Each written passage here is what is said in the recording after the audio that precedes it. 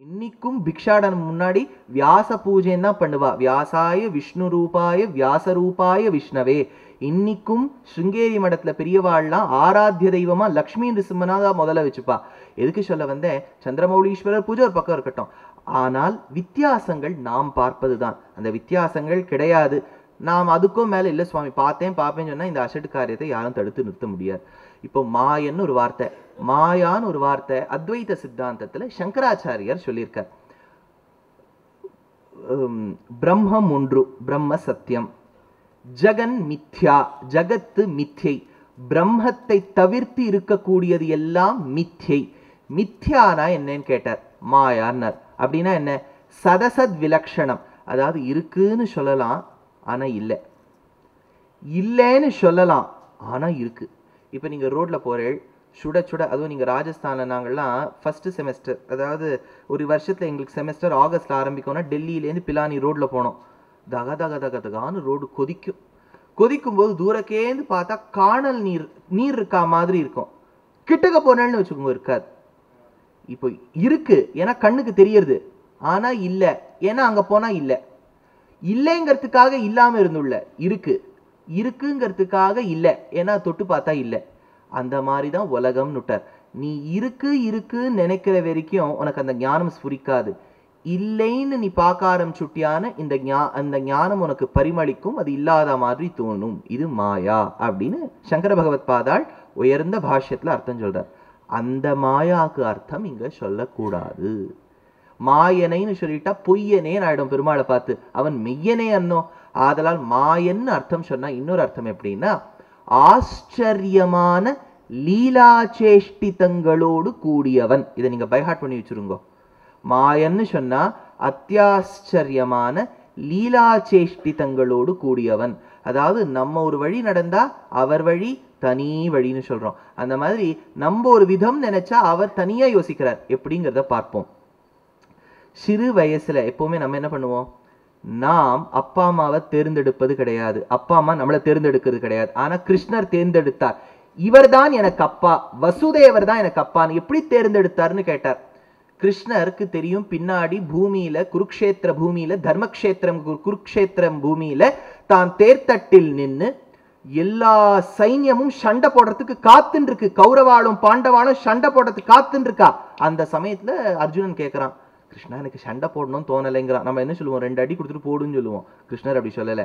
என்ன பண்ணட்டோன்னு கேட்டார். ரதத்தை கொண்டு நடுவில் நிறுத்தின உடனே, இதோ கண்ணா நான் கொல்ல மாட்டேன், அத்திம்பேர் அத்தங்கா சித்தி சித்தப்பா எல்லாம் எதிர்க்க நின்றுட்டு இருக்கா, கொல்ல மாட்டேனார். இவர் என்ன சொல்லியிருக்கணும், நான் சொல்றேன் கொல்லுன்னு சொல்லியிருக்கணும். ஆரம்பிச்சுட்டார். கர்ம யோகம், ஞான யோகம், பக்தி யோகம், நம்மளையும் போட்டு குழப்பி அவரும் குழம்பி கிருஷ்ணரையும் இது அர்ஜுனனுக்கு இப்ப என்ன கேள்வி கேட்டோன்னே மறந்து போயிடுது. ஏன்னா அவர் 700 ஸ்லோகம் முடிக்கிறதுக்குள்ள என்ன முதல் ஸ்லோகம் என்ன கேட்டோன்னே தெரியல. அந்த அளவுக்கு ஆக்கிவிட்டார் பகவத்கீதை சொல்லி.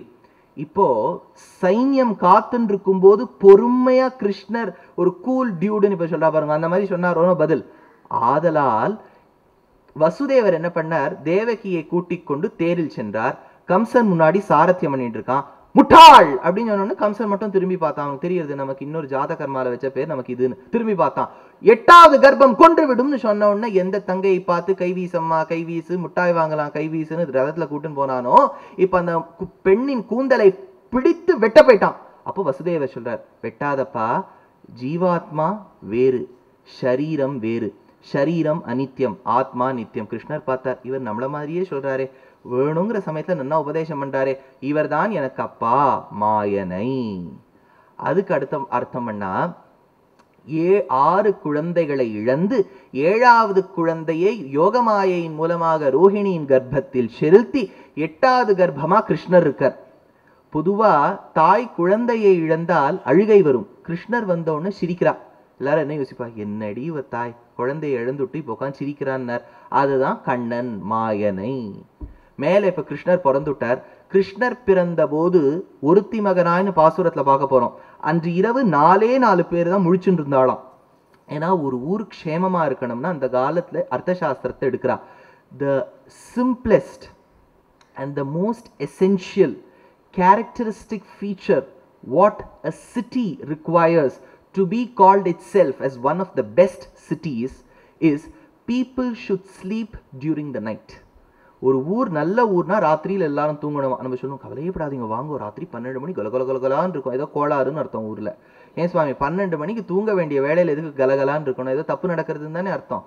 ஆனா அப்பேற்பட்ட நல்ல ஊர்ல கூட, மதுரையில கூட கண்ணன் பிறந்த போது 4 பேர் முழிச்சுட்டு இருந்தாளாம். தேவகி தாய், வசுதேவர் அப்பா, பிள்ளை கண்ணன் வாசுதேவன், 4வது கம்சன். ஏன்னா கம்சனுக்கு பயம், எப்போ இது பிறக்குமோ, கஞ்சன் வயிற்றில் நெருப்பென்ன நின்ற நெடுமாலே, அது இருந்ததால் தூங்க முடியல. 4 பேர் முழிச்சுட்டு இருந்தாளாம். 4 பேரையும் முழிக்க வச்ச அத்தியாச்சரியமான லீலா சேஷ்டிதங்களோடு படைத்தவன் மாயனை. மேல அர்த்தம் சொல்றா, ஒரு குழந்தை போயிடுத்துன்னு வச்சுக்கோங்க, அது திரும்பி கொண்டு வருவது கடினம். பூந்தானம் எவ்வளவோ கண்ணனை பாடியிருக்கார், ஆனா இழந்த குழந்தையை மீட்க முடியவில்லையே. சொன்னார், கூடியல்லா பிறக்குன்ன நேரத்தும் கூடியெல்லாம் மறிக்கின்ற நேரத்தும் அதே இங்கனே காணுன்ன நேரத்தும்னு சொன்னார். எல்லாரும் ஒன்னாவா போறா, ஒன்னா பிறக்கிறாளா, ஒன்னா போறதுக்கு அப்படின்னு சொன்னார். ஆனா கிருஷ்ணாவதாரத்தை பாருங்கோ, 6 குழந்தைகள், மரீச்சியின் 6 குழந்தைகளுக்கு சாபம் பிடித்து காலநேமிக்கு பிள்ளைகளாக பிறந்து ஹிரண்யகசிபுவால் சாபம் பீடிக்கப்பட்டு தேவகி குமாரர்களாக பிறந்து கம்சனால் கொல்லப்பட்ட குழந்தைகளை தேவகி பிரார்த்திக்கிறார். ஏன்னா 10வது வயசுலதான் அக்ரூர கிருஷ்ணரை வந்து பிருந்தாவனத்திலேந்து மதுரைக்கு கூட்டுன்னு வந்து கம்சவதம், குவலையா பீட்டம், முஷ்டிக சாணூரர்கள் வதமாயி தேவகியை போய் சிறைச்சாலையிலேந்து பொதுவா அம்மா குழந்தைக்கு உதவி செய்வோ, இங்க குழந்தை அம்மாவை மீட்கின்றது. அப்ப அம்மா சொல்றா, ஐயோ என்கிட்ட ஸ்தன்யபானம் பண்ணாம போயிட்டியே, பால் குடிக்காம போயிட்டியேன்னு. அப்ப சரித்திரம் சொல்றது, ஹரிவம்சம் சொல்றது, தேசிகன் எடுக்கிறார், குழந்தை கண்ணன் 10 வயசு கண்ணன் அம்மாவின் மடியில் அமர்ந்து அம்மாவின் பாலை பருகினானாம். வசுதேவ வதூஹு ஸ்தனந்தயம் தது கிமபி பிரம்ம கிஷோரபால திருஷ்யம் தேசிகன். இப்போ உடனே ஒருத்தர் கேட்டார், இது என்ன சுவாமி வெக்கமே இல்லாவோ, 10 வயசுல இருக்க குழந்தைக்கு பால் கொடுக்கலாமா, இவரும் குடிச்சாரு என்ன? அதுக்கு அதே வியாக்கியாதா பதில் சொன்னார், குடிச்சது அவர், கொடுத்தது அவோ, உனக்கு என்னையா போச்சுன்னார். அதனால அப்பேற்பட்ட குழந்தைக்கு பால் கொடுத்தார்.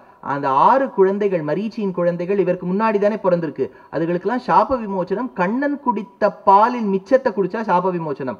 அதனாலதான் தேவகி பிரார்த்திக்கிறேன், என் குழந்தையை கொண்டு வான்னு. 6 குழந்தையும் அப்படியே கிருஷ்ணர் கொண்டு வரார். அவர் குடிச்ச பாலின் மிச்சத்தை இதுகள் குடிச்சு மோட்சத்துக்கு போறது. இது ஒரு மாயா சேஷ்டிதம். ஆச்சாரியனான சாந்தீபனி மகரிஷி, இன்னைக்கு உஜ்ஜயினின்னு பேர், மத்திய பிரதேசத்துல உஜ்ஜைன் அப்படின்னு சொல்லுவா, அந்த இடத்துல சாந்தீபனி மகரிஷியின் ஆசிரமம். அங்கதான் கண்ணன் படிக்க சென்றான். குருதட்சிணை கேட்கும்போது அவர் சொன்னார், என் குழந்தை எங்கேயோ இருக்குன்னு. போய் யமபட்டினத்திலேருந்து கூட்டுன்னு வந்தார். சந்தான கோபாலம்னு ஒரு கேரளத்துல ஒரு சரித்திரம் சொல்லுவா, அது பாகவதத்துல சொல்லப்பட்டிருக்கு. ஒரு பிராமணன் இருந்தான், பிறந்தவுடன் குழந்தை மறைந்து விட்டது. அர்ஜுனன் பார்த்தான், கண்ணா குஜராத் மாடல் ஆஃப் டெவலப்மெண்ட் என்ன இருக்குன்னு சொல்றியே, உங்க ஊர்ல பிறந்த குழந்தையெல்லாம் இப்படி காணாம போறதே, ஐ டோன்ட் லைக் இட்னா.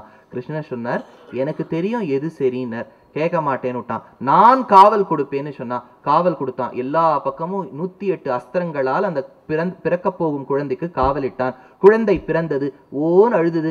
கண்ணனை பார்த்து ஒரு நமட்டு சிரிப்பு சிரிச்சான், பாத்தியா நான் வந்து எப்படி காப்பாத்தினேன்னு. இப்படி திரும்பத்துக்குள்ள குழந்தை மறைஞ்சு விடுத்து. உடனே வந்து அந்தணன் சொன்னான், நீ அர்ஜுனா நீ சொல்லியிருக்கிறாயே, நீ காப்பாத்தவில்லை என்றால் அக்னிக்குள் புகுவாய்னு. அக்னிக்குள்ள போக போனா கிருஷ்ணர் தடுத்தார். அதனால்தான் நான் காப்பாற்ற முடியாத ஒண்ணுத்துக்கு காரணம் இருக்கும், கம்முன்னு இருன்னு சொல்றது. என் கையை பிடினார், ரதத்துல ஏறினார், மேல புறப்பட்டார். அப்படி 7 லோகங்களையும் தாண்டி போயிட்டார். இருட்டு. அர்ஜுனன் பயப்படுறான், கிருஷ்ணா நம்ம எங்க வந்திருக்கோனே தெரியலையே அப்படின்னா. கவலைப்படாதேன், சக்கரத்தாழ்வார முன்னாடி விட்டு அந்த வெளிச்சத்துல போய் வைகுண்டத்துல தாயார் மடியில உட்கார்ந்து இருக்க அந்த குழந்தைகளை எடுத்துக்கொண்டு அர்ஜுனன் பாக்குறான், இதெல்லாம் டபுள் ஆக்டிங்கா இருக்கியா, ரதத்துல ஒரு கிருஷ்ணர், அங்க படுத்துட்டு இருக்கிறது ஒரு கிருஷ்ணர், ஒண்ணுமே புரியல. இந்த கிருஷ்ணர் சொன்னார், அவரை சேவிச்சுட்டு வான்னார். சேவிச்சுட்டு வந்தான். இப்பேற்பட்ட அத்தியாச்சரியமான லீலா சேஷ்டிதங்களோடு கூடியவனே மாயனே அப்படின்னு அர்த்தம் பண்றா. மாயனை மண்ணு, மண்ணு வடமதுரை மைந்தனை. மண்ணுன்னு சொன்னா ஸ்திரமான. அதனாலதான் புகழ் என்பது ஸ்திரமாக இருக்க வேண்டும். புகழ்னு சொன்னா ஃபேம். ஐ பிலீவ் தாருதத் சொல்லியிருக்கா, we are born on you live with fame and live on crust and make a name in your bus அப்படின்னு ஒரு மொழி சொல்லியிருக்கா மாதிரி எனக்கு ஞாபகம் இருக்கு. தாருதத் அதாவது வந்து நம்ம ஒரு புகழோட பிறக்கணும். அதுக்கு அவ தோருதத்தெல்லாம் வேண்டாம். தோன்றி புகழோடு, திருவள்ளுவருக்கு வந்து உள்ள அது என்ன சொல்லவும், தோன்றி புகழோடு தோன்றுக அக்திலார் தோன்றலின் தோன்றாமை நன்று. புகழ் ஸ்திரமாக இருக்க வேண்டும். அதுபோல் கோசலையின் புகழ் ஸ்திரமாக இருந்ததாம். ஏன்னா ராமர் பிறக்கிறதுக்கு முன்னாடி பட்டமகிழ்ச்சியாக இருந்தாலும் கைகேயின் மீது உள்ள அன்பினால் தசரதன் கௌசலையை கண்டுகொள்ளவே இல்லை. ஆனா ராமனை பெத்தெடுத்தாலோ உடனே இன்சென்டிவ்ஸ் பெனிஃபிட்ஸ் எல்லாம் அவளுக்கு வந்துடுத்து. அதனால ஸ்திரமான புகழ் படைத்த கோசலையே, மண்ணு புகழ் கோசலை தன் மணிவயிறு வாய்த்தவனே ஆழ்வார். அந்த மாதிரி மாயனை மண்ணு வடமதுரை. வடமதுரை மண்ணு ஏன் இருக்கணும் அப்படின்னு கேட்டா, மதுரையிலேயே 2 மதுரை உண்டாம், வடமதுரை தென்மதுரை. தென்மதுரை நம் மதுரை, நல்லதோர் ஊர். ஆனா பகவான் அங்க ஸ்திரமாவே இல்லையா. பாவம் பெரியாழ்வார் பொற்கிழியை ஜெயிச்சிருக்காரு. ஏன்னா பாண்டியராஜாவின் அரண்மனையில ஒரு பொற்கிழி வச்சிருக்கா, அதுக்கு ஒரு மந்திர கட்டு போட்டிருக்கா. எவன் ஒருவன் பரதெய்வம் பரபிரம்மம் யாருன்னு பிரமாணத்தோட சொல்றானோ அவனுடைய பேச்சாற்றல் கேட்டவுடன் இந்த பொற்கிழி கிழிந்து கீழே விழும்னா. ஒருத்தரா பாடிட்டு போனா, அது இன்னும் டைட் ஆயிருக்கு, விடமாட்டேங்கிறது. பெரியாழ்வார் வந்தார், விஷ்ணு சித்தர் வந்தார், நாராயணனே நமக்கே நாராயணனே நமக்கே ஏஷ நாராயண ஸ்ரீமான் அடுக்கினர் வரிசையா பிரமாணம். பொற்கிழி பிளந்து கீழே விழுந்தது. அதனாலதான் மின்னார் தடமதில் சூழ் வில்லிபுத்தூர் என்னொரு கால் சொன்னார் கழல் கமலம் சூடினோம் முன்னாள் கிழியறுத்தான் என்று உரைத்தோம் கீழ்மையினில் சேரும் வழியறுத்தோம் நெஞ்சமே பாண்டியன் கொண்டாட பட்டர்பிரான் வந்தான் என்று ஈண்டிய சங்கம் எடுத்து ஊத வேண்டிய வேதங்கள் ஓதி விரைந்து கிழியறுத்தான் அப்பேற்பட்டவன் பாதங்கள் யாம் உடைய பற்றே என்று பெரியாழ்வாரை பத்தி கொண்டாடுறோம். பெரியாழ்வார் ஆனை மீது பவனி வந்தார். அந்த காலத்துல யாராவது ஒரு கவிஞர்கள்லாம் they were all patrons of art and literature. ஒரு அரசனாக இருந்தால் அட்மினிஸ்ட்ரேஷன் மட்டும் அவனுக்கு பொருந்தாது, வீரமும் இருக்கணும். அதே சமயத்துல இப்ப பெருமாளை பத்தி சொல்றோம், மாலை மரமுழிஞ்சில் மன்னி கிடந்துறங்கும் சீரிய சிங்கம் அறிவுற்று தீ விழித்து வேரி மயிர்பொங்க எப்பாடும் பேர்ந்துதறி மூறி நிமிர்ந்து முழங்கி புறப்பட்டு வீரியத்தை காண்பிக்கிறார் பெருமாளுக்கு. அதே சமயத்துல போதருமா போலேனி பூவை பூவண்ணா, ஒரே சமயத்துல வீரியம், ஒரே சமயத்துல ஔதாரியத்தை காமிக்கிறார். ஒரு ராஜான அந்த காலத்துல படிச்சவரா இருப்பார், அது ரொம்ப முக்கியம். அந்த காலத்துல ஒரு பட்டத்துக்கு வரணும்னா படிப்புன்னு அவ வச்சுட்டு இருந்தான் அந்த காலத்துல. அதனால படிப்புன்னு இருந்தது ஒன்றும், படிப்பிலிருந்து ஏற்பட்ட அனுபவம்னு ஒன்று இருந்தது. இதெல்லாம் இருந்தவுடன் நல்ல வீரியம் இருந்தது. இப்போ பார்த்தேன்னா தள்ளாடாட வயசுல ஒரு ராஜாவா வந்தாருன்னு வச்சுங்கோ, அவர் ஒரு அடி போட்டுவிட்டு நாட்டை ஜெயிச்சு போடலாம். வீரியத்தோடு இருக்க வேண்டும். வீரியத்தோடு இருந்தால் மட்டும் போராது, ஒரு கலையில் ராசிக்கியம் இருக்க வேண்டும். அந்த காலத்து கிருஷ்ணதேவராயா நம்ம பார்க்கிறோம் இல்லையா, துருஷ்கர்களை ஜெயிப்பதற்காக ஹரிஹரனும் புக்கனும் சேர்ந்து ஏற்பட்டதுதான் விஜயநகரா டைனஸ்டி. அதுல அவர் கிருஷ்ணதேவராயர் பெரும் வீரர். அதே சமயத்துல ஆண்டாளை பத்தி ஒரு தெலுங்குல ஒரு பிரபந்தம் பாடியிருக்கார், ஆமுக்த மால்யதான்னு பேர். ஒரே சமயத்துல வீரர், ஒரே சமயத்துல லிட்ரேச்சர், கலையில் ஆற்றல் படைத்தவர். அதுபோல் இருக்க வேண்டுமா. அதனால என்ன சொல்றா, பெரியாழ்வார் பவனி வந்தார் ஆனை மீது. அப்போ பெருமாள் கருட வாகனத்துல செட்டில் ஆகணும்னு நினைச்சார். பல்லாண்டு பல்லாண்டு பல்லாயிரத்தாண்டு உனக்கு கண் எச்சில் பட்டுட போறதே பெருமாளே, யாராவது உன்னை பார்த்துட்டா உனக்கு ஏதாவது ஆயிட போறதே, போ போ போ போ. இப்போ ஒரு குழந்தை ரொம்ப அழகா ஆவரணம் தரிச்சிருக்கு, அம்மா கண்ணே பட்டுடும் போல இருக்கு, அவ வந்திருக்கா நீ எதிர்க்க வராதே அப்புறம் வா சொல்றாளோன்னு கண் எச்சில் பட்டுடும்னு. ஆழ்வாருக்கு பயமா, பெருமாளுடைய அழகு மேல யாராவது கண்ணெச்சில் பட்டுட போறாளேன்னு. அதனால தென்மதுரை பகவானை இழந்தது, ஆனா வடமதுரை பகவானை பெற்றது. இது ஸ்திரமன்று, அது ஸ்திரம். அதனால மண்ணு வடமதுரை மைந்தனைன்னு சொல்றா. மேல ஒரு விஷயம் சொல்றா, எப்போதும் பாகவத சம்ஸ்லேஷத்தோடு கூடியது. It always has the association with people of unadulterated devotion அப்படின்னு மதுரையை பத்தி சொல்றா. எப்படி சுவாமின்னு கேட்டா, துருவன் பெருமாளுடைய பக்தன் இங்கு இருந்துதான் தவம் மேற்கொண்டான். அவ சித்திக்கு சுருச்சின்னு பேர். அந்த சுருச்சி கொடுமையான வார்த்தைகள் சொன்னா, என் வயிற்றுல நீ பிறக்கல, உனக்கு எப்படிடா இந்த உத்தான பாதனின் மடியில உட்காரத்துக்கு பாக்கியம் கிடைக்கும், சூலம் மாதிரி இருந்துதான் அவ வார்த்தை. சா பத்னி சுருச்சி சே கர்ண சூலமை ನಮಾಟಲು ವೇದನು ವಾಡು ಸಾಕ್ಷಿ ರಾಮನಾಮ ರಸಿ ಕುಡು ಕೈಲಾಶ ಸದನುಡು ಸಾಕ್ಷಿ ಮದಿಯುನ ರಾಧ ಪರಾಜಗ ಜುಗ ಜೋನಗದುರದನು ಕನ ಕನ ರುಚಿರ பத்னியாயிருந்த சுருச்சி என்பவள் கர்ணசூலமை வார்த்தைகளை சூலம் போல் இந்த பிள்ளையின் காதிலிட்டாள். அந்த துருவன் பெருமாளை மகிழ்விப்பதற்காக மதுரைக்கு வந்து தவம் செய்தானாம். ஆதலால் மண்ணு வடமதுரை. லவணாசுரன் என்னும் அசுரனை கொன்று இந்த ஊரை ஸ்தாபித்த சத்ருக்ன ஆழ்வான் நாராயணியத்துல பட்டத்திரியில் எடுக்கிறார். கீர்வாணைர் அர்த்தியமானோ தசமுக நிதனம் கோசலேஷ் ரிஷசங்கே புத்ரீகாமிஷ்டிமிஷ்ட்வா ததுஷு தசரதக்ஷ்மா ப்ருதோபாயசாக்ரௌ தத்புக்த்வா தத்புரந்த்ரீஷ்வபி த்ரிஷு சுசமம் ஜாதகர்பா சுஜாதோ ராமஸ்வம் லக்ஷ்மணேன ஸ்வயமத பரதேனாபி சத்ருக்னன் லவணாசுரனை கொன்று மதுரையை ஸ்தாபித்தபடியால் மண்ணு வடமதுரை. மேல ஒரு விஷயம் சொல்றார். வாமனனும் தவம் மேற்கொண்டது உபேந்திரனாயிருக்கின்ற வாமனன். உபேந்திரோ வாமன பிராம்சுன்னு சகசநாமத்தை சொல்றோம். அப்பேற்பட்டவன் தவம் மேற்கொண்டதும் இந்த ஊரில்தான். மண்ணு வடமதுரை. மேல சொல்றார் மைந்தனைன்னு சொல்றார். ஏன் மதுரை மைந்தனைன்னு சொன்னா சொல்றாளோனோ, சுவாமி அவர் பாடுறாரே, அவர் எங்க ஊரு சொல்றோம்.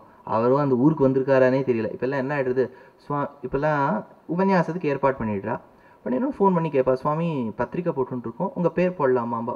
தாராளமா போடுங்க அப்படிமே. முன்னாடி என்ன போடட்டும்பா, இது புரிய மாட்டேங்குது. முன்னாடி என்ன ஸ்ரீ ஊவேன்னு போடுங்கோ. அதுக்கு தகுதி இருக்கோ இல்லையோ போட்டு அது ஒன்று இருக்கு. இந்த பிரதிவாதி பயங்கர அனங்கராச்சார் சுவாமின்னு இருந்தார். அவர்கிட்ட போய் ஒருத்தர் கேட்டார், சுவாமி ஊவேன்னா என்னன்னு. உபய வேதாந்தின்னு அர்த்தம். சம்ஸ்கிருதமும் தெரிஞ்சவன் தமிழும் தெரிஞ்சவா இதை போட்டுக்கணும். அதனால அந்த கேட்டவர் வந்து சொன்னார், சுவாமி நான் வைஷ்ணவ குலத்துல பிறந்திருக்கேன், ஆனா எனக்கு இது ரெண்டும் தெரியாது, தமிழும் தெரியாது, தமிழும் வராது, இங்கிலீஷும் வராது. சொல்லணும் தமிழ் வராது, கொலம்பு வாழ்க்கைன்னு அது வராது. அதனால எது வராது, தமிழே வரல. இதுல எங்க தமிழ் இவருக்காக போறார். அதனால தமிழும் வரல, சம்ஸ்கிருதமும் வரலன்னார். அதுக்கு அன்னங்கராச்சார சுவாமி சொன்னாராம், போட்டுக்கோ ஊவேன்னு. என்ன அர்த்தத்துல போட்டுக்கோ, உதவாக்கரை வேலை இல்லாதவன்கிற அர்த்தத்துல போட்டுக்கோன்னார். அதில் சுவாமி சரி எனக்கு முன்னாடி ஊவே போடுருங்கோன்னு. இல்லை அதுக்கு முன்னாடி ஏதாவது சொல்லுங்க.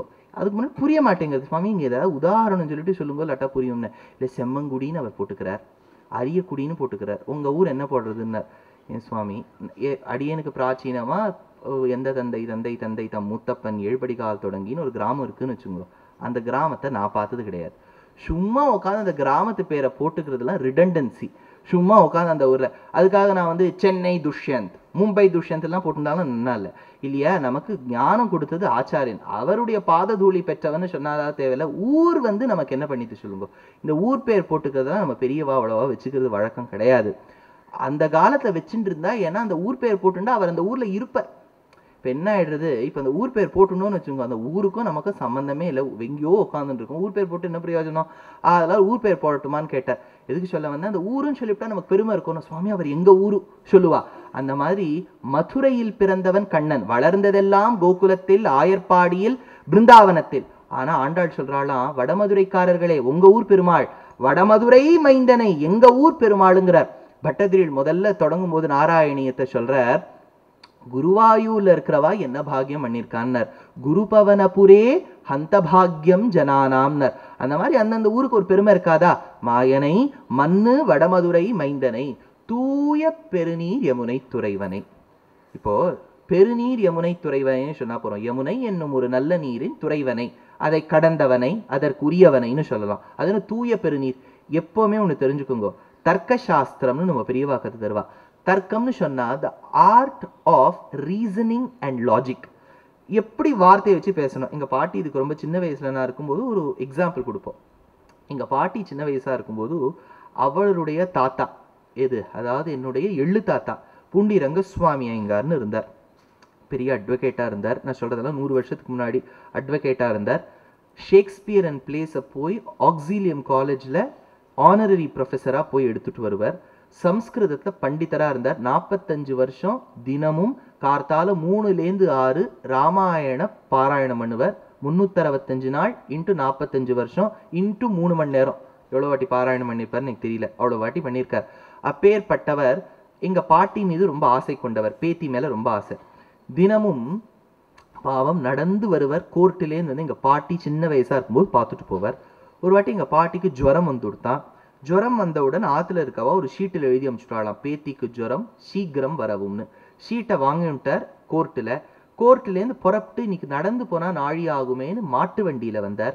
மாட்டு வண்டியில வந்த உடனே பேத்தி அந்த குழந்தைய பார்த்து எங்க பாட்டியை பார்த்து கேட்டுக்க, ஏண்டிமா உனக்கு ஜுரம்? இதெல்லாம் இந்த கேள்வியெல்லாம் நம்ம கேட்கறது வழக்கம் தானே. குழந்தை விழுந்துருது, ஏன் விழுந்தேன்னு கேட்போம். அது விழணும்னு விழுந்துதோ கேட்போம். இதெல்லாம் நமக்கு வியாசம் வசிஷ்ட நப்தாரம் சக்தே பௌத்திரம கல்மஷம்னு பெரியவா இதெல்லாம் கற்றுக் கொடுத்துருக்கா. இதெல்லாம் கேள்வி கேட்டு அடுத்தது ஃபர்ஸ்ட் எய்ட் பண்ணணும்பா. ஃபர்ஸ்ட் எய்ட் பண்ணிட்டு கேட்கப்படாது. முதல்ல ஏன் விழுந்த, எப்படி விழுந்த, அது மறுபடியும் விழுந்தா காமிக்க முடியும், எப்படி விழுந்தோன்னு காமிக்க முடியாது.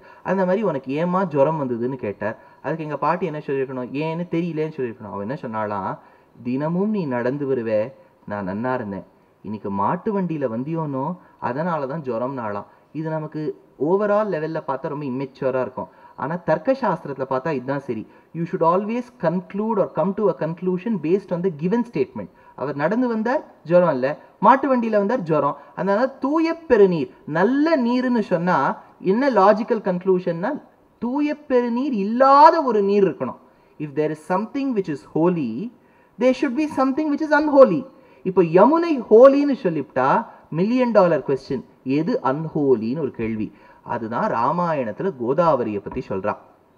அதாவது சீதை பஞ்சவட்டியில் இருந்தாள். பஞ்சவட்டின்னு சொல்லக்கூடியது இன்றைய நாசிக் அப்படின்னு மகாராஷ்டிரத்துல சொல்றோம் இல்லையா, நாசிக்கு தான் பஞ்சவட்டின்னு பேர். அங்க நாசிக் பஞ்சவட்டின்னு பேர். அந்த இடத்துல பர்ணகசாலை கட்டி கொண்டு இருந்தாள். கட்டி கொண்டு இருக்கும் போது ராமர் மானுக்கு பின்னாடி போனினார். அந்த மான் வேணும்னு கேட்டார். லக்ஷ்மணன் சொன்னார், அந்த மான் கேட்டேன்னா அண்டமான் வரைக்கும் போவேள், அதெல்லாம் நீங்க கேள்விப்பட்டிருப்பேள். இருக்கட்டும், அவர் ஓடி போயிட்டே இருக்கார். அப்படி ஓடி போகும்போது போலி சன்னியாசி வேடமிட்டு வந்தான் ராவணன். பல கலியுக சுவாமிகளுக்கு இவன் தான் ஆச்சாரியனாக இருந்தான். போலி சன்னியாசி வேடம் பூண்டு முதல் வந்த மகனியன் அவன்தான். அவன் வந்துட்டு சீதையை கவர வேண்டும் நினைச்சான். சீதையானவள் வெளியிலே வந்தாள். வெளியே வந்த உடனே இவன் கேள்வி கேட்கறான், நீ யாருன்னு. பொதுவா ஸ்ட்ரேஞ்சர்ஸ் கிட்ட பேசப்படாதுன்னு சொல்லுவா பாருங்க. இது சீதையோட சரித்திரம் பார்த்துட்டா அவன் முழுக்க சொல்றான், நான் யாரை கல்யாணம் பண்ணினேன், எங்க அப்பா என்ன நகையெல்லாம் போட்டார், என்ன வளையெல்லாம் போட்டார், எல்லாத்தையும் ஒண்ணு விடாம ஒப்பிக்கிறா. எவ்வளவு லாக்கர்ல வச்சிருக்கேன், எவ்வளவு அதுல கருப்பு எவ்வளவு வெளுப்பு எல்லாத்தையும் சொல்லிவிடுறா. எல்லாம் ஐடி டிக்ளரேஷன் அங்கேயே ஆயிடுறது. அப்போ ராவணன் சொல்றான், இதெல்லாம் எனக்கு வேண்டாம், நீதான் வேணும்னு கவர்ந்து செல்கின்றான். அப்போது சீதை அழறா, ஐயோ கர்ணிகார புஷ்பமே, ராமாயணத்துல ஸ்லோகங்கள், புஷ்பமே ஒன்ன பறிச்சுதானே ராமர் என் தலையில வைப்பர், அழகான புஷ்பமே, ராமன் வந்தால் என்னை கவர்ந்து சென்றது இந்த ராவணன் என்று சொல்லம்மா சொல்லிட்டு போறா. ஒன்னொன்னா ஹம்சத்தை பார்த்து சொல்றா, அப்படி மரத்தை பார்த்து சொல்றா, காற்றை பார்த்து சொல்றா, கடைசியா கோதாவரி நதியை பார்த்து சொல்றா. கோதாவரின்னு சொன்னாலே நதி. ஏன்னா சம்ஸ்கிருதத்துல வியாக்கரணத்துல எதெல்லாம் கிழக்க நோக்கி ஓடுறதோ அதுக்கெல்லாம் நதின்னு பேர், மேற்க நோக்கி ஓடினா நதன்னு பேர். இப்ப நம்ம பாரத தேசத்துல நர்மதா தப்தின்னு 2 இருக்கு இல்லையா, they all flow westward. அதனால அதுக்கு வியாக்கரணப்படி பார்த்தா நதின்னு சொல்லப்படாது, நதன்னு தான் சொல்லணும்.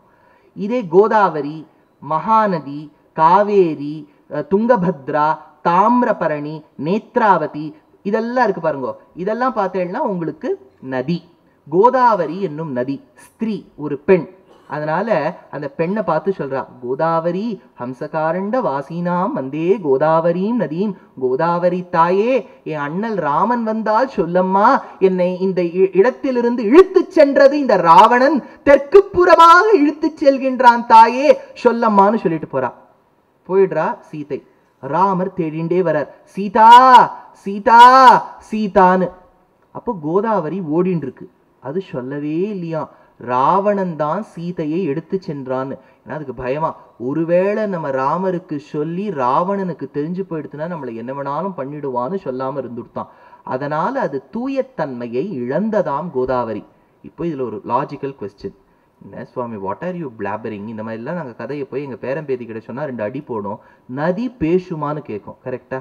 நதி வாயை திறந்து சீதையை தெற்கு புறமாக, இதெல்லாம் அனிமேட்டட் ஃபிலிமா சொல்லாது. அப்பதான் ஒரு சின்ன விஷயம் அடியேனுக்கு ஸ்புரிச்சுது.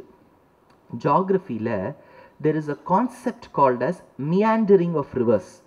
இப்போ ஒரு சோர்ஸில் ஆரம்பிக்கிறது ஒரு நதினா, அது ஒரு கோர்ஸில் போகிறது, ஒரு இடத்துல போய் சங்கமிக்கிறது. ஆகாஷாத்து பதிதம் தோயம் சாகரம் யதா கச்சதி, சாகரத்தை நோக்கி தான் ஒவ்வொரு நதியும் போடும், தங்கிடாது, சாகரத்தை நோக்கி போகிறது. ஒரு இடத்துல ஆரம்பிச்சு ஒரு கோர்ஸை ட்ரேஸ் பண்ணி போகிறது. சில காலங்கள்ல நதிகள் தங்களுடைய கோர்ஸை மாத்திக்கும். இப்படி போக வேண்டிய நதி இப்படி போகும், கோர்ஸை மாத்திக்கும். கோர்ஸை மாத்தினா this phenomenon is referred to as meandering. சுவாமி அதை தமிழில் சொல்லுங்க, அதெல்லாம் எனக்கு தெரியாது, இதெல்லாம் இங்கிலீஷில் வார்த்தை கண்டுபிடிச்சி வச்சுவிட்டா நம்ம பெரியவா சார்ல்ஸ் அவள்லாம். அதனால் மியாண்டரிங்னு பேர். இப்படி தன்னுடைய கோர்ஸை விட்டுட்டு விலகி ஒரு ரூட்டில் போச்சுன்னா அதுக்கு மியாண்டரிங்னு பேர். மியாண்டர் ஆயிடுத்துன்னா சில காலங்களில் மறுபடியும் அது ஒரிஜினல் கோர்ஸ்க்கு வந்துடும். அப்போ என்ன ஆகிடும், இந்த சைடில் எடுத்த பிரான்ச் இருக்கு இல்லையா, அது இந்த ஒரிஜினல் கோர்ஸ்லேருந்து டிட்டாச் ஆகிடும். டிட்டாச் ஆயிடுதுன்னா that part will form a lake. It is referred to as a oxbow lake அப்படின்னு ஜியோகிராஃபியில் சொல்லுவா. இப்போ நீங்க பாகவதத்தை எடுத்துக்கோங்க. காளிங்கன் என்னும் பாம்பு விஷத்தை கக்கி கக்கி கக்கி யமுனா ஜலத்தை விஷமாக்கிட்டான்னு சொல்றான். இப்போ யமுனா ஜலத்தை விஷமாக்கிட்டான்னு சொன்னா அந்த நதி ஜலத்தை உபயோகப்படுத்த முடியாது. ஆனா முன்னாடி என்ன சொல்றா, கிருஷ்ணர் அதுலதான் விளையாடினார், கொப்பளிச்சார், இத்த பண்ணார் அத்த பண்ணாருங்கிறா. அது விஷ தண்ணியா இருந்துதான கிருஷ்ணரால உபயோகப்படுத்திருக்க முடியாது. விஷ தண்ணியா இருந்தா ஆயர்பாடி மக்களால உபயோகப்படுத்திருக்க முடியாது. அப்படின்னா அவ தண்ணியை டேங்கர் லாரிலேன்னு வாங்கி தான் கொட்டின்னு இருக்கணும். ஏன்னா இந்த நதி ஜலத்தை உபயோகிக்க முடியாது. அது இல்லை, நன்னா சுகபிரமத்துடைய எண்ணத்தை யோசிச்சு பாருங்க. ஜியோகிராஃபியில யமுனா ரிவர்ல காளிங்கன் இல்லை. யமுனா நதி ஒரு காலத்துல மியாண்டர் ஆயிட்டு ஆக்ஸ்போ லேக் ஃபார்ம் ஆயிருக்கு, which is different from the river. ரிவரோட சங்கமிக்கல. அந்த யமுனா ஜலத்தால் ஏற்படுத்தப்பட்ட தடாகத்துல தான் காளிங்கன் இருந்திருக்கணுமே ஒழிய நதியில இருந்திருக்க முடியாது. இன்னொன்னு, நதியில விஷம் கக்கிட்டா விஷம் ஆகாது, ஏன்னா நதி தான் ஓடிண்டே இருக்கே, எப்படி விஷம் ஆகும்? ரெண்டாவது கேள்வி வந்துடும். ஆதலால் கோதாவரி ஒருவேளை பகவானுக்கு கைங்கரியம் செய்ய வேண்டும் என்று நினைத்திருந்தால் ராமனுக்கு, instead of flowing from west to east, she could have meandered to the south. தெற்குல டைரக்ஷனை மாத்தி ராமருக்கு சூச்சிப்பிச்சிருக்கலாம், ராமா கிழக்கு பக்கம் போகாத தெற்கு பக்கமா போனு. ஆனா ராவணனை கண்டு பயந்து செய்யாமல் விட்டாள், தூயத்தன்மையை இழந்தாள். ஆனா ஒருவேளை அந்த ஸ்லோகம் உங்களுக்கு எல்லாம் தெரியும், கங்கேஷ்ட யமுனே செய்வ ஏவண்டி கோதாவரி. இப்பதான் சொல்லியிருக்கேன், கோதாவரி புனிதத்தன்மையை இழந்தாள். பின்ன அவ பேர் எப்படி வரும்? அது நர்மதே சிந்து காவேரி லேட்டர், கோதாவரி வந்துடுத்தே. இப்போ கோதாவரி புனிதத்தன்மையை இழந்தாள்னா இந்த லிஸ்ட்லயே வந்துடக்கூடாது. கரெக்டா? லாஜிக் எட்டுறதா? ஏன்னு சொன்னா புனிதத்தன்மையை இழந்தாள் கோதாவரி, ஆனால் மறுபடியும் பெற்றுக்கொண்டாள். ஏன்னு கேட்டா தேசிகன் சொல்ற, அவ பேர்ல ஆண்டாள் பேர் கோதான்னு இருக்கான், அதனால இழந்த புனிதத்தன்மையை மறுபடியும் பெற்றாள். கோதாவரி ஜெகதிதம் பயசா புனீதேன்னு தேசிகன். அதனால கோதாவரி கைங்கரியம் செய்யக்கூடிய வாய்ப்பு இருந்தும் இழந்தாள், புனிதத்தன்மையை இழந்தாள். ஆனா கண்ணனை வசுதேவர் இந்த மதுரையிலிருந்து ஆயர்பாடிக்கு முதல் இரவு எடுத்து செல்ல வேண்டும் என்று நினைத்த போது யமுனை பயப்பள்ளியான் கம்சனை பார்த்து, ஐயோ நம் கண்ணனுக்கு நம்ம வழி கொடுக்கணும்னு வழி கொடுத்துதான். அதனால கோதாவரியை விட ஒசந்து நின்னுடுத்தான் யமுனை. தூய பெருநீர் யமுனை துறைவனை. எவ்வளவு அழகா வியாக்கியானம் பண்ணியிருக்கா பாருங்க. ஆயர்குலத்தினில் தோன்றும் அணிவிளக்கை. ஆயர்குலம்னு சொன்னாலே அறிவொன்னும் இல்லாத ஆய்குலம், ஞானம் எதுவும் கிடையாது. நீங்க ஆயர்குலம், இப்ப நீங்க கோகுலத்துலேருந்து 10 பேரை இங்க இம்போர்ட் பண்ணி வர கிருஷ்ணர் காலத்துல இருந்தவாளை அவகிட்ட கேட்கிறேள், ஐயோ நீங்க இவ்வளவு பாக்கியம் பண்ணியிருக்கேள் கிருஷ்ணரோட இருந்ததுக்கு. சாமி நாங்க அதெல்லாம் ஒன்றும் பண்ணல சாமி, கிருஷ்ணர்னா எங்களுக்கு ரொம்ப பிடிக்கும்பா. நம்ம அந்த இடத்துல இருந்திருந்தோன்னு வச்சுக்கோங்க, ஒரு கிளப் ஒரு சமிதி ஆரம்பிச்சு விட்டுருப்போம், கிருஷ்ணா இது ப்ளீஸ் இது போட்டு ஒரு பெரிய ஸ்கீம் எல்லாம் ஆரம்பிச்சு கொண்டு வந்துட்டு இருப்போம். வி ஆர் ஆல் இது புக்கெல்லாம் எழுதி பப்ளிஷ் பண்ணி அதையே மூவி ஆக்கி இதெல்லாம் கொண்டு வந்திருப்போம். அறிவொன்னும் இல்லாத ஆய்குலம். அந்த ஆயர்குல மக்களுக்கு வேதம் தெரியாதான், பிரபந்தம் தெரியாதான், ஆனா கிருஷ்ணரை தெரியுமா. இப்போ வேதமும் பிரபந்தமும் தெரிஞ்சுக்கிறதுக்கு காரணம் என்ன? கிருஷ்ணரை தெரிஞ்சுக்கணும்னு. கிருஷ்ணரை தெரியல இது தெரியும்னா பிரயோஜனம் கிடையாது. வேதத்தை தெரிஞ்சுக்கிறதுக்கு காரணமே வேத பிரதிபாத்தியனான பகவானை தெரிஞ்சுக்கணும்னு. ராமானுஜருடைய சிஷ்யர்கள் 74 பேர், சிம்ஹாசனாதிபதிகள்னு பேர். அதுல ஒருவருக்கு வங்கிபுரத்து நம்பின்னு பேர், ரொம்ப பெரிய மகனியர். அவர் இவர்களுக்கு சமமா கூரத்தாழ்வான், முதலியாண்டான், எம்பார், ஆச்சானுக்கு சமமா வேதம் கற்றவர், ஸ்ரீபாஷ்யம் கற்றவர். ஒரு வாட்டி ஸ்ரீரங்கத்துல பெருமாள் பவனி வந்துட்டு இருந்தார். இதை நான் சொன்னேன், நான் முதல் நாள் சொல்லிட்டேளா? ஒரு வாட்டி ரிப்பீட் பண்ணிட்டேன், பரவாயில்லையா? ஓகே சரி. அப்போ நம்பெருமாள் வந்துட்டு இருக்கார். வரும்போது பார்த்தார் இவர், வங்கிபுரத்து நம்பி என்ன பண்ணிட்டாராம், டக்குன்னு இவாளை விட்டுவிட்டு ஆயர்குலத்துல போய் சேர்ந்துட்டாராம். இவாளுக்குலாம் ஆச்சரியம், என்ன சுவாமி நம்மளை விட்டுட்டு அங்க போய் நின்றுட்டு இருக்காருன்னு. இப்போ வங்கிபுரத்து நம்பி சொன்னாராம், நின்றதற்கு காரணம் என்ன தெரியுமோ, நீங்க இருந்தாள்னா இங்க அம்பஸ்ய பாரே புவனஸ்ய மத்தியன்னு சொல்லுவேள். அங்க நான் ஆயர்குலத்துல இருக்கும்போது கண்ணா இதை சாப்பிட்றியா அதை சாப்பிட்றியா, பூநூல் தரிச்சுக்கிறியா கோமணம் கட்டிக்கிறியான்னு கேட்டா அந்த அன்பு எனக்கு புரிஞ்சதே ஒழிய இந்த வேதாந்தம் புரிய மாட்டேங்கிறதுன்னு ஆறாம். அதனால அறிவொன்னும் இல்லாத ஆய்குலம் அவருக்கு பிடிச்சிருக்கு. ஆதலால் ஆயர்குலத்தினில் தோன்றும் அணிவிளக்கு, அணிவிளக்குங்கிறார். அதாவது விளக்குன்னு சொன்னா சத்தியம்னு அர்த்தம், ஞானம்னு அர்த்தம். ஏன்னா விளக்குங்கிறது வெளிச்சத்தை கொடுக்குறது, ஞானங்கிறதும் தானே நமக்கு வெளிச்சம் கொடுக்குறது. அதனால சத்தியம், ஞானம், அனந்தம், பிரம்ம வேதம் சொல்றது. ஆழ்வார் சொன்னார், நந்தா விளக்கே அலர்த்தற்கரியாய் நரநாரணனே. சத்தியம் நந்தா, ஞானம் விளக்கே, அனந்தம் அலர்த்தற்கரியாய், பிரம்ம நரநாரணனே. அதாவது சீர்காழிக்கு திருநாங்கூர் திவ்ய தேசங்கள்னு பேர். அங்க போனேன்னா மணிக்கூட பெருமாள்னு ஆச்சரியமா ஒரு பெருமாள் எழுதியிருப்பார். அந்த பெருமாளுடைய சங்கின் மீது கார்த்தால 8:45 வந்து வெளிச்சம் கரெக்டா படும். நீங்க அவரை பார்த்து நீங்க கடிகாரத்தை திருத்திக்கலாம், அந்த அளவுக்கு சூச்சிப்புமா படும். அதனால ஆயர்க்கு குலத்தினில் தோன்றும் அணிவிளக்கு பகவான், தாயை குடல் விளக்கம் செய்த தாமோதரனைனர். இன்னைக்கும் ராமானுஜர் கத்தியத்துல சொல்லும் போது சொல்றார், ரங்கநாதரை வர்ணிச்சுட்டே வர்றார். பெரிய கிரீடம், மார்பில இவ்வளவு பெரிய கௌஸ்துபம், பக்கத்துல ஸ்ரீவத்சம், அதுக்கு மேல மகாலட்சுமி, பூநூல், நாபி, பிரம்மா, சிருஷ்டி எல்லாம் சொல்லின்னு வர்றார். கொஞ்சம் கீழே நகரார், இடுப்புல யசோதை கட்டின தாம்பு கயிறு இருக்கு. உடனே பட்டரை கூட்டாராம், சுவாமி கொஞ்சம் வேஷ்டியை மேல இழுத்துருங்கோ. ஏன்னா ஒரு பெரியவரை பார்க்குறோம், பெரியவரை பார்த்தோன்னு சொல்றோம், இவர் தான் சுவாமி, அமேசிங், இவருடைய கம்பெனி எப்படி ரெவென்யூஸ்ல ஜாஸ்தி ஆகிட்டு இருக்கு தெரியுமா, இவர் the most wanted man, ET 500ல டாப், இவர் எல்லாம் சொல்றா. சொல்லிவிட்டு ஒருத்தர் கேட்கிறார், அவர் முகத்துல ஒரு தழும்பு இருக்கே என்னன்னு கேட்டா, இல்லை நேற்று பத்னியோட பேசிட்டு இருந்தார், பேசும்போது அவர் அரை கொடுத்துட்டா வந்துடுத்துன்னு சொன்னா அந்த தழும்பு காமிப்பாளோ, அப்படி சொல்ல மாட்டா. சிறு வயதிலிருந்தே பேர்த் மார்க்குன்னு சொல்லி மறைச்சிருவாத. அதனால பெருமாளை வந்து உலகத்துக்கே சிருஷ்டிகர்த்தான்னு சொல்றோம். ஆனா சிருஷ்டிகர்த்தான்னு சொல்லிவிட்டு ஒரு இடக்கை வலக்கை ஆச்சாரம் தெரியாத ஒரு யசோதை தாம்பு கயிறு பட்டி இவர் தாமோதரன்னு பேர் வந்துடுத்துன்னா எல்லாரும் சொல்லுவா, அந்த தாமோதரனா அப்படின்பா. அதனால ராமானுஜர் என்ன பண்ணிவிட்டாராம், வேஷ்டியை மேல இழுத்துட்டாராம். ஏன்னா அது இழுத்தா அவருக்கு பெருமை குலையுங்கிறதுக்காக இல்ல, திருஷ்டி பட்டுடுமா. இப்பேற்பட்ட பகவான் அந்த யசோதைக்கு கட்டுப்பட்டு நின்னானே, பத்துடை அடியவர்க்கு எளியவன் பிறர்களுக்கரிய வித்தகன். நம்மாழ்வார் கிருஷ்ணரையே நினைச்சுண்டு புளியமரத்து பொந்துல பாடின்னு இருக்கார். ஐயோ அந்த கண்ணன் பானையை உடைச்சுட்டு ஓடினானா, யசோதை பின்னாடி ஓடினாளா. கிருஷ்ணன் சொன்னாரா, அம்மா என்னை கட்டிடுன்னு. கட்டினாளாம் யசோதை. கட்டின உன்ன அந்த பெருமாள், அம்மா நானே கட்டிக்கிறேன்னு சொன்னார். கட்டிண்டானா அப்படின்னு சொல்லிட்டு 6 மாச காலம் மூர்ச்சையாயிட்டார். நினைச்சு பார்க்க முடியல, இப்பேற்பட்ட பகவானா ஒரு இடைச்சிக்கு கட்டுப்பட்டான் அப்படின்னு. 6 மாசம் அன்கான்சியஸா இருந்துட்டார் ஆழ்வார் இந்த பாசுரத்தை நினைச்சு. ஆனா இப்ப நாங்க கோவில் எல்லாம் சொல்றோம், பத்துடை அடியவர்க்கு எளியவன் பிறர்களுக்கரிய வித்தகன் சொல்றோம். யாரும் மூர்ச்சையாருது இல்லை, ஏன்னா அர்த்தமே நமக்கு தெரிய மாட்டேங்குது. அர்த்தம் தெரிஞ்சா விழுவோம். ஆதலால் இன்னைக்கும் பெரியவாள்லாம் பாசுரம் கத்து கொடுக்கும் போது சொல்லுவா, இந்த பாசுரம் வரும்போது கொஞ்சம் அடக்கி சேவிம்பா. பத்துடை அப்படின்னு சேவிக்கூடாது. பத்துடை அடியவர்க்கு எளியவன் பிறர்களுக்கரிய வித்தகன். அடுத்த பாசுரத்தின் காம்பீரியம் வந்தோடனே நான் விழுந்துட்டார். அதனால அந்த பாசுரங்கள் பிறந்தவாறும் வளர்ந்தவாறும் பெரிய பாரதம் போர் செய்துனா மூர்ச்சையானோம். நம்ம அந்த அளவுல ஒரு கண்ணு 2 ஜலமாவது விழணும். அதனால்தான் தியாகராஜர் சொன்னார், ரோமாஞ்சமனே கனகஞ்சுகமு ராமபக்துடனே முத்திர பிள்ளையுன்னர். அப்பேற்பட்ட தாமோதரனை கண்ணனை கட்டணம் நினைச்சா, அம்மா நானே கட்டிக்கிறேன் அப்படின்னு அது கட்டிட்டு தான். பொதுவா இந்த வைதிகால்லாம் வந்து நாங்க கீழே வந்து கச்சம் கட்டிக்கிறோம்னு வச்சுங்கோ. இப்போ பொதுவா அது ஒரு தொந்தி மாதிரி ஒண்ணு வந்துடும்.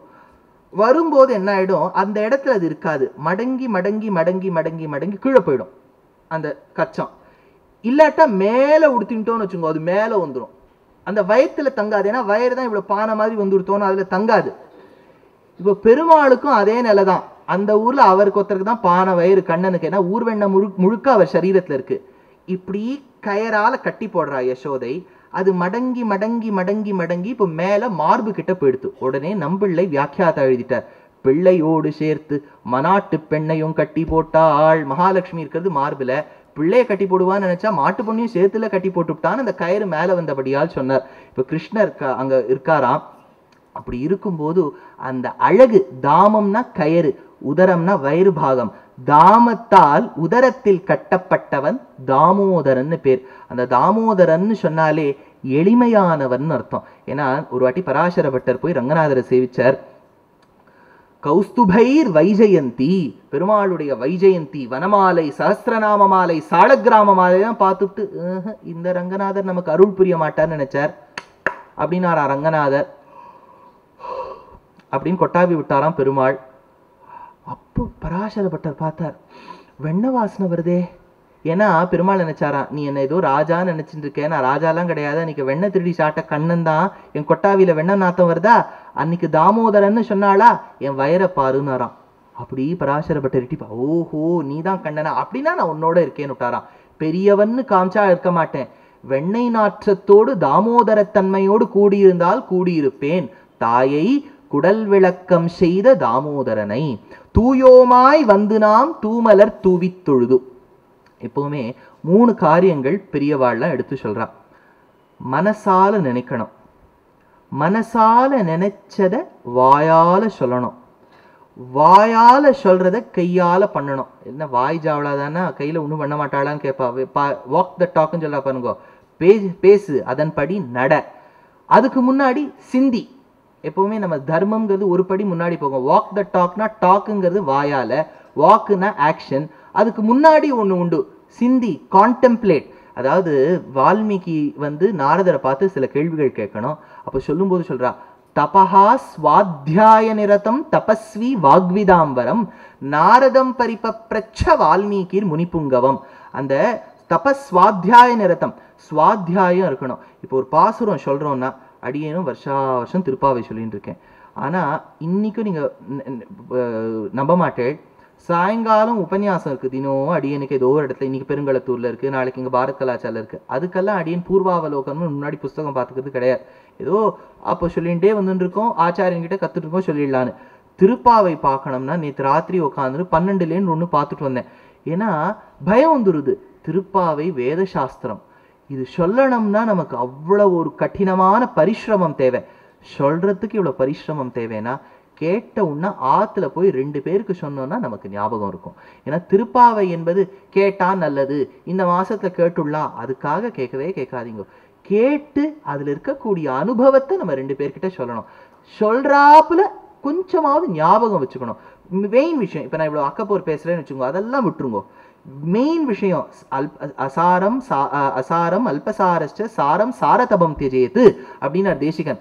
அல்பசாரத்தை விட்டுருங்கோ, அசாரத்தை விட்டுருங்கோ, சாரத்தை விட்டுருங்கோ, சாரதபத்தை விட்டுருங்கோ, சாரதமத்தை மட்டும் வச்சுக்கோங்க. தி குவிண்டெசன்ஸ் ஆஃப் நாலேஜை மட்டும் வச்சுக்கோங்க.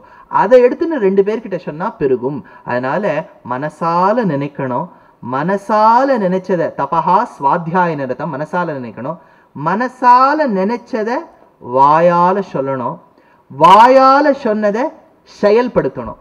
பாண்டாள் எப்படி பாடியிருக்கா, தூயோமாய் வந்து நாம் தூமலர் தூவி தொழுது வாயினால் பாடி மனத்தினால் சிந்திக்க. இங்க பாருங்க, தூமலர் தூவி தொழுதல்னா ஆக்ஷன். அடுத்தது வாயினால் பாடி, வாயால பாடுறது, மனசினால் சிந்திக்க, சிந்திக்கணும். நம்ம ஆர்டர் எப்படி பார்த்தோம், சிந்திப்பது, பேசுவது, செயல்படுத்துவது. இப்ப ஆண்டாள் எப்படி படியிருக்கா, செயல்படுத்துவது, பேசுவது, சிந்திப்பது, இந்த ஆர்டர்ல சொல்லியிருக்கா. ஏன் காரணம்னு கேட்டார். எப்பவுமே நமக்கு ஸ்கூல்ல ஒரு ரீதியில ஒரு அதாவது இந்த MCQஸ்னு இப்போ வருது பாருங்க, மல்டிபிள் சாய்ஸ் கொஸ்டின்ஸ் ஆப்ஜெக்டிவ். இப்போ முதல் கேள்விக்கு ஆன்சர் ABCDல Cன்னு வச்சுக்கோங்க, 2வது கொஸ்டினுக்கு Cன்னு வச்சுக்கோங்க, 3வது கொஸ்டினுக்கு Cன்னு வச்சுக்கோங்க. இப்போ குழந்தையுடைய சைக்காலஜி எப்படின்னா, 4வது கொஸ்டினுக்கும் Cயா இருக்கும்னு. அப்பதான் ஆச்சாரியன் ஒரு நுணுக்கம் வைப்பார். படிச்ச குழந்தைக்கும் ஒரு ஹார்ட் ஒர்க் பண்ற குழந்தைக்கும் சும்மா ஏதோன்னு அடிக்கிற குழந்தைக்கும் எப்படி செயல்படுத்துவதுன்னா அதுக்கு ஆன்சர் Bயா வச்சிருவார். அப்போ படிச்ச குழந்தை யோசிக்கும், இல்லையே முன்னாடி C, ஆனா இதுக்கு B தானேன்னு எழுதும். இன்னொரு குழந்தை எப்பவுமே C தான், அவிகாராய சுத்தாய நித்யாய பரமாத்மனேன்னு இருக்கு. இதுக்கும் சி போட்டுள்ளான்னு நினைக்கும். That is where you differentiate the person who has studied and not. இப்போ ஆண்டாள் மனதினால் சிந்திக்க, வாயினால் பாடி, தூமலர் தூவி தொழுதுன்னு சொல்லிட்டு இருந்தா, நம்ம சாஸ்திரமும் அப்படிதான் சொல்றது, சிந்திக்க அப்படின்னு வச்சிருப்போம். இப்படி சொன்னதால் நமக்கு தோன்றது, ஓஹோ திருப்பி போட்டிருக்கா அப்படின்னா ஒரு காரணம் இருக்கணும்னு. காரணத்தை பாருங்க. ஐ practice what you preach. கேள்விப்பட்டிருக்கேன் ஆங்கிலத்துல, practice what you preach. இந்த சென்டென்ஸை நீங்க பிரிச்சேன்னா சீக்வென்ஸ் ஆஃப் ஈவெண்ட்ஸ் என்ன? எது முதல்ல வருது? preach தான் வருது. பாருங்க, practice what you preachனா ஃபர்ஸ்ட் preach, அப்புறம் தான் practice. ஆனா இது நம்ம சாஸ்திரப்படி தப்பு. இப்போ நான் திருடிண்டே இருக்கேன், திருட்டுல சக்கரவர்த்தி நான் வந்து மேடை ஏறி சொல்றேன் திருடப்படாது யாரோன்னு. ஒருத்தர் இன்னொருத்தர் என்ன கேட்பார், நீ என்ன பண்ணிட்டு இருக்கேன்னு கேட்பார். நான் என்ன சொல்லுவேன், திருடின்னு இருக்கேன். நீ முதல்ல கடைப்பிடி அப்புறம் பேசும்பர். அப்படின்னா ப்ரீச் முதல்ல வரப்படாது, பிராக்டிஸ் தான் வரணும். So preach what you practice. நீ என்ன ப்ராக்டிஸ் பண்றியோ அதை தான் ப்ரீச் பண்ணணுமே ஒழிய, ப்ராக்டிஸ் வாட் யூ ப்ரீச்னா நீ ப்ரீச் பண்ணிவிட்டு ப்ராக்டிஸ் எதை வேணாலும் பண்ணுங்கிறது இல்லையே. புரியறதா அர்த்தம்? அந்த ப்ராவர்போட அர்த்தமே நமக்கு விருத்தமா இருக்கு பாருங்க. ஆதலால் வாயினால் பாடி மனத்தினால் சிந்திக்கன்னு சொன்னா, முதல்ல தூமலர் தூவி தொழு. நீ முதல்ல உட்காந்து தொழுதுரு, ஃபர்ஸ்ட் ஆக்ஷன் பண்ணு. அப்புறம் உட்காந்துட்டு வாயினால் பாடி, சரி தொழுதுட்ட, வாயால பாடு, மனத்தினால் சிந்தி, அப்புறம் சிந்தி. ஓஹோ இன்னைக்கு தூமலர் பகவானை நோக்கி தொழுதோம். ஏன் சொல்றான்னா, கலியுகத்துல ஒரு கேள்வி, சுவாமி விஷ்ணு சஹஸ்ரநாமம் சொல்லணும்னா அர்த்தத்தை முழுக்க நன்னா புரிஞ்சுக்கணும். விஸ்வம்னா எல்லா இடத்திலும் குணப்பூர்ணனாய் இருப்பவன், விஷ்ணு வியாபித்திருப்பவன், வஷட்காரஹா உள்ளிருந்து செயல்படுத்துபவன், பூத பவ்ய பவத் பிரபு எல்லா காலங்களிலும் நியாமியனாய் இருப்பவன். ஒரு வார்த்தைக்கும் அர்த்தத்தை தெரிஞ்சு பிறகுதான் நான் விஷ்ணு சஹஸ்ரநாமம் கத்துக்க போறேன்னு ஒருத்தர் சொன்னார்னா, சொல்லாத்துக்கு காரணம் இது இல்லையா? இதெல்லாம் these are all lame excuses to run away from the practice of reciting. முதல்ல நீ தெரிஞ்சுக்கோ, வாயால பாடு, அப்புறம் மனசால நீ சிந்திச்சு பாரு. மனசால சிந்திச்சு பார்த்துட்டு தான் நான் கத்துப்பேன்னு சொன்னா, இது அலையில ஒருத்தன் வந்து அலை ஓஞ்சுட்டு குளிக்கிறேன்னு சொல்றாப்புல, முடியாது. அதனால் வாயினால் பாடி மனத்தினால் சிந்திக்க. ஆண்டாளுங்க சொல்றா, முதல்ல தூமலர் தூவி தொழுது. பொதுவா நம்ம ஸ்தோத்திரம் பண்ணி அச்சுதாய நமஹா மலர் போடுவோம், மலர் போட்டுவிட்டு அச்சுதாய நமஹா நான் சொல்றது இல்ல. இப்ப இவ என்ன சொல்றா, தூமலர் தூவி தொழுது வாயினால் பாடின்னு சொல்றா. அப்படின்னா ஆர்டர் மாறிடுறது இல்லையா? நான் சொல்றது புரியுறதா உங்களுக்கு? இப்ப இது எப்படி பொருந்தும்னு கேட்டா, பகவத் பக்தியில் எதுவும் தப்பு கிடையாது. இத ஆழ்வார் ஒரு பாசுரத்துல எடுக்கிறார். புகைப்பூவேன்னு ஒரு திருவாய்மொழியை முடிக்கிறார் ஆழ்வார். திருவாராதனம் பண்ணும்போது வைஷ்ணவ சம்பிரதாயத்துல பெருமாளுக்கு திருமஞ்சல்லாம் பண்ணி முடிச்சுட்டோ பூவை முதல்ல சாத்திடுவோம். பெருமாளுக்கு வந்து புஷ்ப சமர்ப்பணம் பண்ணிட்டோ அப்புறம் தூபத்தை காமிப்போம். இப்ப தூபத்தை காமிச்சுட்டா புஷ்பத்தை வைப்பா, புகைப்பூவேன்னு ஆழ்வார் சொல்லியிருக்கார். புகையன்னு தானே சொல்லியிருக்கணும், பூவை வச்சுட்டு தானே புகை காமின்னு சொல்லியிருக்கணும். ஆனா ஆழ்வார் என்ன சொன்னார், புகையை காமிச்சுட்டு பூவேன்னு விட்டார். இப்போ வியாக்கியாத்தா கேட்டார், என்ன சுவாமி ஆழ்வார் மறந்துட்டாரா? மறக்கலியா, பெருமாள் அவ்வளவு சுலபன்னு காண்பிப்பதற்காக. இப்ப பெருமாளுக்கு நீங்க வந்து தூபத்தை காமிச்சுட்டு புஷ்பத்தை என் மீது எதற்கு தூபம் முதலில் காண்பித்து இப்போது புஷ்பத்தை காட்டுகின்றாய் கேட்க மாட்டார். இது முதல்ல காமிச்சு அதுவே பெரிய விஷயங்கிறதுக்காக விடுவார். அதனால சகஜ சுலபதாசியா, ரொம்ப எளிமையானவனாம் பகவான். பகவான் நீ என் மீது நெருப்பின் மீது நடந்து வந்தால்தான் உன்னை ஏற்றுக்கொள்வேன்னு சொல்லுவது கிடையாது. உன் முகத்திலும் கையிலும் உடம்பிலும் நீ எதையேதும் குத்தி கொண்டால்தான் நான் ஒத்துப்பேன்னு சொல்லுவது கிடையாது. நீ மிருகத்தை வெட்டி எனக்கு நரபலியும் மிருகபலியும் கொடுத்தால்தான் நான் உன்னை ஒத்துப்பேன்னு சொல்றது கிடையாது. அப்படி சொன்னால் அவன் பகவானே கிடையாது. பத்திரம் புஷ்பம் பலம் தோயம் யோமே பக்தியா பிரயச்சதி. உன்னால முடிஞ்ச ஒரு துளசி, முடியலையா ஒரு புஷ்பம், மாலையெல்லாம் கொடுக்க வேண்டாம், ஒரு புஷ்பம் முடியலையா, ஒரு பழம் முடியலையா கொஞ்சம் தீர்த்தம். மத்வாச்சாரியர் வியாக்கியானம் பண்ணார் இந்த ஸ்லோகத்துக்கு. தண்ணீர் முடியலையேன்னா, ஐயோ என்னால எதுவுமே முடியலையே, இந்த 2 சொட்டு கண்ணீராவது விடு, அது போரும்னுட்டார். அவ்வளவு சுலபனாம் பகவான். தூமலர் தூவி தொழுது வாயினால் பாடி மனத்தினால் சிந்திக்க, போய பிழையும் புகுதருவான் நின்னனவும் தீயினில் தூஷாகும். பாபங்கள் 2 விதப்படும். வந்துட்டேள் சுவாமி மறுபடியும் வேதாந்தத்துக்கு இந்த பாவத்தை பத்தி எதுக்கு பேசுறேன்னா, எது நம்ம கிட்ட நிறைய இருக்கோ அதை பத்தி தான் பேச முடியும். புண்ணியத்தை பத்தி பேச முடியுமோ? இல்லை. ஆதலால் பாவங்கள் நிறைய செய்திருக்கிறோம். நாம் சொல்லி ஒத்துக்கொள்வது பெரிய விஷயம் இல்லை. சுவாமி வேதாந்த தேசிகன் என்னும் உயர்ந்த ஆச்சாரியன் திருப்பதிக்கு போனார். திருப்பதியில அக்காலத்துல கூட்டம் கிடையாது. ஏன்னா மந்திபாய் வடவேங்கட மாமலை வானவர்கள் சந்தி செய்ய நின்னார். கோவிலுக்குள்ள போனா குரங்குதான் இருக்குமா.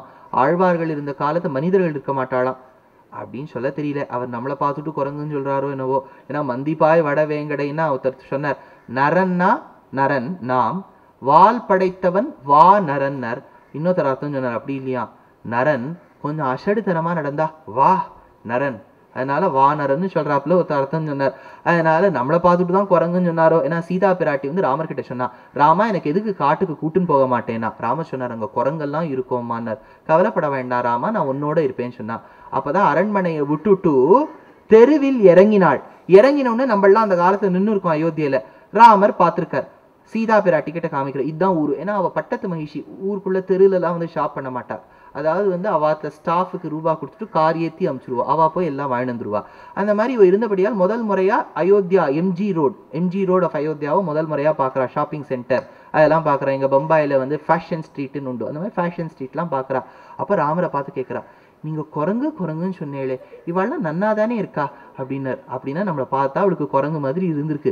எதுக்கு சொல்ல வந்தேன், மந்திபாய் வடவேங்கட மாமலை. தேசிகன் இருந்த காலத்துல குரங்கு மட்டும்தான் இருந்தது. தேசிகன் போயிருக்கார், இப்படி மறைச்சுன்னு போயிருக்கார். ஏன்னா அவருக்கு குரங்கு நியாயம் தான் ஜாஸ்தி பிடிக்கும். அதனால தட்டால மறைச்சுன்னு போயிருக்கார். மறைச்சுண்டு போகும்போது ஆரோ பார்த்துருக்கா. எப்பவுமே கோவில்ல நீங்க பெருமாளை சேவிச்சுட்டு யாராவது மூடின்னு வந்தா அவருக்கு மட்டும் தனியா பிரசாதம், இது என்ன கேட்போம்.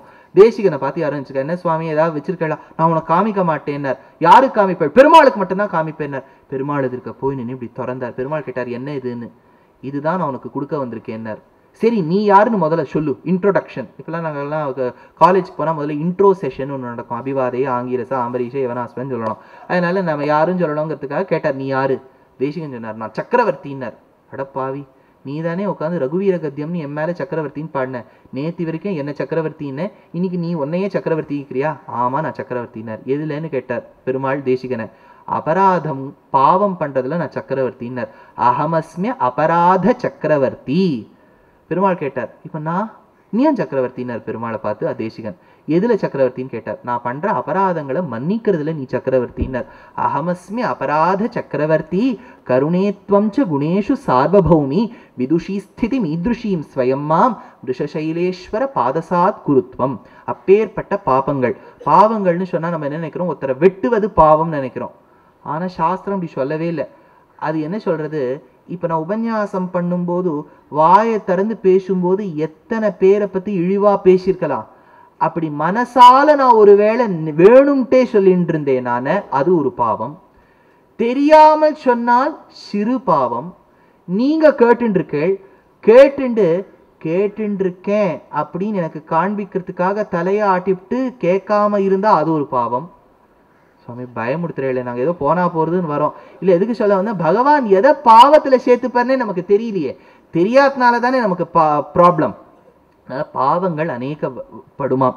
அதை பல ஜன்மாந்தரங்களா நம்ம பாவங்கள் சேர்த்து வச்சிருக்கோம். சேர்த்து வைக்கிறதுன்னா சம்பாதிச்சு வைக்கிறதுன்னு பேரு. வெகு நாளா சம்பாதிச்சு வச்சிருக்கோம் இல்லையா, அதனால இதுக்கு சஞ்சித கர்மான்னு பேரு. சஞ்சித கர்மாலாம் மூட்டையா இருக்குமா. ஏன் சுவாமி, கர்மாவெல்லாம் மூட்டையில அடக்க முடியுமா? Is it sentient, is it an ஆப்ஜெக்ட்னு கேட்கலாம். புரியறதுக்காக சொல்றோம். எல்லாத்தையும் அப்டிராக்டாவே சொல்லிட்டு இருந்தோம்னு வச்சுக்கோங்க. The metaphysical illusion of the Lord has been transcendental knowledge of the supreme personality of Godheadனா துரை என்னமா பேசுறதும்பா. இதே மூட்டையா சொன்னேன்னு வச்சுக்கோ, இது மக்கும்பா. புரியறதுக்காக சொன்ன உதாரணத்தெல்லாம் வச்சுட்டு உபன்யாசகருடைய வித்வத்தை சந்தேகப்படக்கூடாது. இங்க வந்து மூட்டையா பாவங்கள் கட்டி வச்சிருக்கோம்னு வச்சுக்கோ, இதுக்கு சஞ்சித கர்மான்னு பேர். இப்போ இந்த ஜீவாத்மா தான் வெவ்வேறு சரீரத்துல பிறந்து கர்மாக்களை சேர்த்து வச்சிருக்கு. இந்த ஜன்மத்துல பகவான் இந்த ஜீவாத்மாவை இந்த சரீரத்துக்குள்ள விட்டுடுறார். விடும்போது சில பாவங்களை நான் அனுபவிக்கணும். அப்போ ஒரே ஒரு மூட்டையை பிரிச்சு அதுலேருந்து கொஞ்சம் பாவத்தை வச்சுட்டு இந்த அஞ்சரை பொட்டியில போடுவார். அதை இப்ப நான் அனுபவிச்சுட்டே வருவேன். இது ஆயிடுத்துன்னா மூட்டையிலேருந்து இன்னும் கொஞ்சம் எடுத்து வைப்பார். இது ஆயிடுத்துன்னா மூட்டையிலேருந்து இன்னும் கொஞ்சம் எடுத்து வைப்பார். நம்ம மேத்தமேட்டிக்கல் புத்தி, நம்மளாம் அப்படியே குவிக் மேத்ஸ். அதனால என்ன பண்ணிடுவோம், சுவாமி ஒரு நாளைக்கு இவ்வளோ எடுக்கிறோம், 2வது நாள் இவ்வளோ எடுக்கிறோம்னா 10 நாள்ல அந்த மூட்டை காலி ஆயிடும். கரெக்டான்னு கேட்பார். அதுதான் இல்லை. ஏன்னு கேட்டா, அந்த மூட்டையிலேருந்து கொஞ்சம் எடுக்கிறோமா, இந்த பாவத்தை அனுபவிக்கிறோமா, இதை அனுபவிக்கும் போது சில பாவங்கள் பண்றோமா, அது மறுபடியும் மூட்டையில போய் சேர்ந்துருது. இது வந்து சைக்கிளிக் ப்ராசஸாக இருக்குது. It's not a linear chain, it is a cyclic process. அதனால இந்த பாவங்கள் எதை பகவான் அதிலேயே நீங்க எடுத்து வைக்கிறாரோ அதுக்கு பிராரப்த கர்மான்னு பேர். அது சஞ்சிதம், இது பிராரப்தம். அர்ஜுனன் சொன்னா, கிருஷ்ணா என்னை சரணாகதி பண்ணு நீ வாய் கிழிய பேசுற, ஆனா எனக்கு தான் பாவங்கள் இவ்வளவு இருக்கே, சரணாகதி பண்ணி என்ன பிரயோஜனம்? அர்ஜுனா கவலைப்படாத, என்னை நம்பி சரணாகதி பண்ணிடுறியா? அந்த சமயத்துல இந்த பிராரப்த கர்மாவையும் சஞ்சித கர்மாவையும் மறைக்க வைக்க வேண்டியது என் பொறுப்பு. அகம் துவா சர்வ பாபேபியோ மோக்ஷயிஷ்யாமி, சர்வ பாபங்களையும் போக்கடிப்பேன். அதனால செய்த பிழைன்னு ஒண்ணு இருக்கு, போய பிழையும், அதுக்குதான் போய பிழையும்னு பேர். செய்த பாவங்கள் போய பிழையும். ஆனா இப்ப பகவான் கிட்ட மன்னிப்பு கேட்டுடுறோம், அவர் எல்லாத்தையும் மறைக்க வச்சுடுறார். அப்படி மன்னிப்பு கேட்ட பிறகு நம்ம உயிரோட இருக்கோம், அப்ப திருப்பி பாவம் பண்ணுவோமே, அது நம்ம சாமர்த்தியம் தான், மறுபடியும் பாவம் பண்ணுவோம். பண்ணிவிட்டா அப்ப என்ன ஆயிடும்? இப்ப இந்த பாவங்கள் அறிந்து செய்தால் நான் அதற்கு தண்டனை அனுபவிக்கணும், அறியாமல் செய்தால் பகவானை மன்னிச்சுடும். ஏற்கனவே பண்ண பாவத்தை உங்ககிட்ட சரணாகதி பண்ணதுனால மறைச்சுட்டேன், இனிமே நான் பண்ண போற பாவங்கள்ல தெரியாம ஏதாவது பண்ணிட்டேனால அதையும் மன்னிச்சுடும். புகுதருவான் நின்னளவும். அதனால போய பிழையும் பழைய பாவங்கள், இனிமேல் நாம் தெரியாமல் செய்யக்கூடிய பாவங்கள் புகுதருவான் நின்னளவும். அதை எப்படி அழிக்கணும்னு கேட்டா, தீயிலிட்ட தூசு போல் தீயினில் தூஷாகும் செப்பு ஏலோர் எம்பாவாய். தீயினில் தூஷாகும்னா நெருப்புல ஒரு வஸ்துவை போட்டுவிட்டா அது நிமிஷத்துல எரிஞ்சிரும். அந்த மாதிரி பாவங்கள் உன்னுடைய நாம என்னும் நெருப்பில் விழுந்து எரிய வேண்டும். தீயினில் தூஷாகும் செப்பு ஏலோர் எம்பாவாய் என்று மாயனை என்று சொன்னதால் பரரூபத்தை சொல்றா, பரவாசுதேவனை சொல்றா மாயன். மதுரை மைந்தனைன்னு சொல்லுவதால் மதுராவில் பிறந்த கண்ணன் விபவாவதாரத்தை சொல்றா. துறைவன் அப்படின்னு சொல்லுவதால் வியூகமூர்த்தியை சொல்றா. துறைவன் சொன்னா சம்பந்தம், நீர் சம்பந்தத்தோடு கூடியவன், க்ஷீராப்திநாதன்னு சொல்றா. விளக்குன்னு சொல்லுவதால் அந்தர்யாமியை சொல்றா, உள்ள இருக்கக்கூடிய பெருமாளை சொல்றா.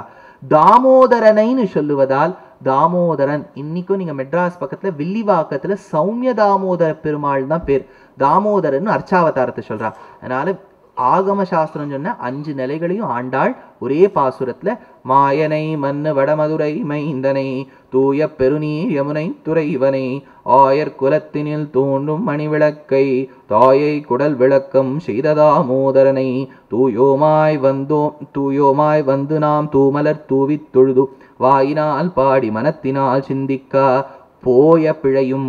நல்லா அர்த்தம் ஞாபகம் வச்சுக்கோங்க. போய பிழையும் புகுதருவான் நின்னவும் தீயினில் தூஷாகும் செப்பேலோர் எம்பாவாய். கவிதார்க்கிக சிம்ஹாய கல்யாண குணசாலினே ஸ்ரீமதே வெங்கடேஷாய வேதாந்த குரவே நமஹ.